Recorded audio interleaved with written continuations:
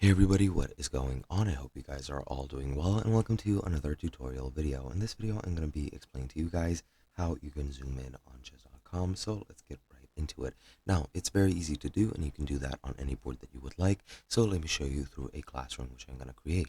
Go to train, go to classroom, and I'll just create a new blank slate. Just start a game on the classroom. And as you can see, now I have my board and this is, as you can see, fully zoomed in.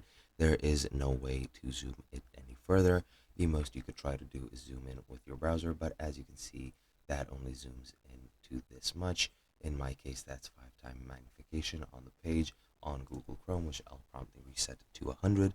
But there is a way to use zoom to zoom out even on the site without actually zooming out on your browser, and that is to hold or hover over the bottom right of the table, and then you can click these two arrows and drag the table as well wherever you want and how big you want it to be.